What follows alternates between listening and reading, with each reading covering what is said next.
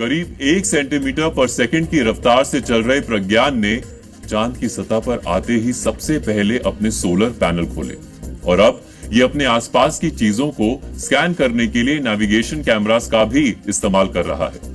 Rover प्रज्ञान अगले करीब 12 दिनों तक लैंडर के आसपास 500 मीटर तक घूमेगा। अब आप भी सोच रहे होंगे कि चंद्रयान 3 चांद पर पहुंच गया, लैंडर लैंड हो गया और अब तो रोवर प्रज्ञान ने भी घूमना शुरू कर दिया। अब क्या बचा है? मिशन तो पूरा हो गया। लेकिन ऐसा नहीं, क्योंकि अब यहीं से तो इस मिशन का असली काम शुरू हुआ है और ये काम रोवर ही करेगा। दरअसल रोवर प्रज्ञान अपने नाम की ही तरह बेहद स्मार्ट है। उसे इस तरह डिजाइन किया गया है ताकि वो चांद की सतह पर चल सके, सैंपल कलेक्ट कर सके और खुद ही नेविगेट भी कर सके।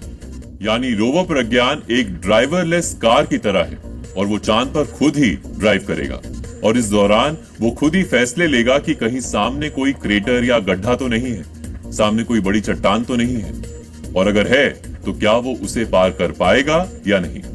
और इसे तय करने के लिए प्रज्ञान में 2 बहुत ही स्मार्ट कैमरे लगाए गए हैं। इन्हीं कैमरे की मदद से रोवर सामने मौजूद चीजों का एक 3D मॉडल बनाता है और फिर उनकी मदद से ही वो नेविगेट कर रहा है। ये तो हुई रोवर के चलने की बात, लेकिन अब दूसरा सवाल यह है कि आखिर रोवर करने क्या गया है। जाहिर है वो चांद पर सिर्फ सैर करने तो नहीं गया है। इसका जवाब है पानी। दरअसल पानी ही वो सबसे अहम चीज है जिसे ढूंढने के लिए ये मिशन भेजा गया था। इसके अलावा भी वहां कई दुर्लभ और महत्वपूर्ण चीजें मिलने की संभावना है, जैसे वहां यूरेनियम, प्लूटोनियम, गोल्ड जैसे कीमती या दुर्लभ मिनरल्स मिल सकते हैं। इसके अलावा वहां हीलियम या हाइड्रोजन की मौजूदगी ढूंढने की भी कोशिश होगी। लेकिन यह सवाल भी है कि आखिर सिर्फ 26 किलोग्राम का छोटा सा रोवर एक साथ इतने काम कैसे करेगा। दरअसल इसके लिए भी इसरो ने पूरे इंतजाम किए हैं। रोवर में इसके लिए 2 खास तरह के सेंसर्स लगाए गए हैं। पहला है APXS यानी अल्फा पार्टिकल एक्सरे स्पेक्ट्रोस्कोप। ये एक तरह की एक्सरे मशीन है और ये चंद्रमा की सतह का एक्सरे करके मिट्टी में मौजूद कई तरह के मिनरल्स का पता लगा रहा है। इसकी मदद से वैज्ञानिक चंद्रमा की सतह और उसकी मिट्टी के बारे में और ज्यादा जान पाएंगे। प्रज्ञान की दूसरी और सबसे अहम डिवाइस है LIBS यानी लेजर इंड्यूस्ड ब्रेकडाउन स्पेक्ट्रोस्कोप। ये भी चांद की मिट्टी में मौजूद चीजों का ही पता लगाएगा, लेकिन इसके लिए ये लेजर की मदद लेगा। ये डिवाइस चंद्रमा की सतह पर बहुत हाई इंटेंसिटी की लेजर बीम छोड़ेगा। इससे वहां की मिट्टी पिघलेगी और रोशनी पैदा करेगी। इसी रोशनी की वेवलेंथ को एनालाइज करके ये डिवाइस चांद की मिट्टी में मौजूद मिनरल्स और केमिकल्स का पता लगाएगा। रोवर को वहां पे कोई कंट्रोल नहीं कर रहे हैं और रोवर पूरी तरह से ऑटोनोमस है और रोवर को जो उसे दिख रहा है, और उसमें ना हमने सिर्फ 2 आंखें लगाई हैं, 2 कैमरास, बहुत बेसिक सेंसर्स। हमने कोई भी महंगा या भारी सेंसर ऐसा नहीं लगाया जिससे कि उसका साइज, वेट या कॉस्ट बढ़ जाता, बट हमने बहुत स्मार्टनेस उसके सॉफ्टवेयर में डाली है। जैसे हम अपनी 2 आंखों से सारा 3D आसपास का अपना समझ लेते हैं, उसी तरह से रोवर अपनी 2 आंखों से एक 3D मॉडल बनाएगा चांद की सतह का। उस 3D मॉडल को बना के उसको पता चल जाएगा कि उसके सामने कोई पत्थर है क्या, अगर पत्थर है तो उसकी हाइट कितनी है, उसकी दूरी कितनी है, वो किस एंगल पे है, या सामने कोई क्रेटर है, क्रेटर का डेप्थ कितना है, वो कितनी दूर है।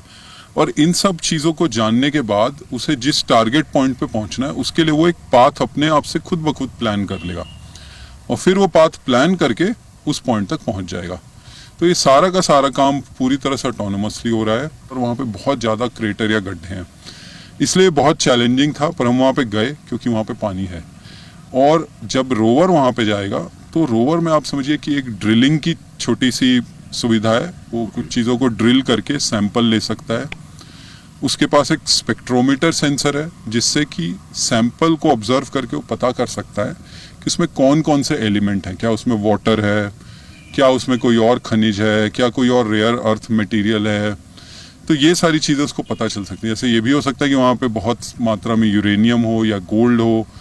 और अब एक नया इंटरेस्ट आ रहा है स्पेस टूरिज्म और स्पेस माइनिंग में, और ये दोनों बहुत बड़े बिजनेस बनने वाले आने वाले टाइम में। तो उसके लिए भी हमें बहुत अच्छा पोजीशन कर दिया है इस मिशन की कामयाबी ने। इसरो से मिली जानकारी के अनुसार आज देर शाम तक रोवर अब तक करीब 8 मीटर की दूरी तय कर चुका है। यही नहीं, उसके खोज करने वाले सेंसर्स भी चालू हो गए हैं। लेकिन इस छोटे से रोवर के सामने अभी भी कई बड़ी चुनौतियां हैं और पहली चुनौती का सामना तो इसे उतरने के साथ ही करना पड़ गया। लैंडिंग के बाद एक वक्त तो ऐसा आया जब lander Vikram ISRO telemetry, tracking और कमांड नेटवर्क के एंटीना की नजर से ही ओझल हो गया था। ये वो वक्त था जब रोवर अभी भी लैंडर के अंदर ही था, लेकिन लैंडर से संपर्क नहीं हो पा रहा था। हालांकि इसरो ने एक विदेशी अंतरिक्ष एजेंसी की मदद ली और दोबारा संपर्क स्थापित कर लिया और इसी वजह से रोवर को लैंडर से बाहर आने में करीब 10 घंटे की देरी भी हुई। लैंडर को निकालने में कई डिफिकल्टीज है। एक डिफिकल्टी है कि हमारा ग्राउंड स्टेशन का विजिबिलिटी है। सो इसलिए उस समय हमारे जो बेलालू में और 32 मीटर विजिबिलिटी से बाहर निकल गया। सो हमको एक ground station, international ground station को इसमें डालना पड़ा। सो उसके सम चेकिंग करने की ज़रूरत थी। सभी के बाद अगेन ये रोवर रैम्प ओपन हुए तो सब टेम्परेचर तो कम हो जाएगा। आधे घंटे में self the temperature will drop by 30-40 degrees. So if पूरे नीचे जाए तो हमारा मैकेनिज्म तो खराब होगा। सो इसलिए हमने ज़रूर काम किया कि whether it's working very well, then we tried our best to make the rover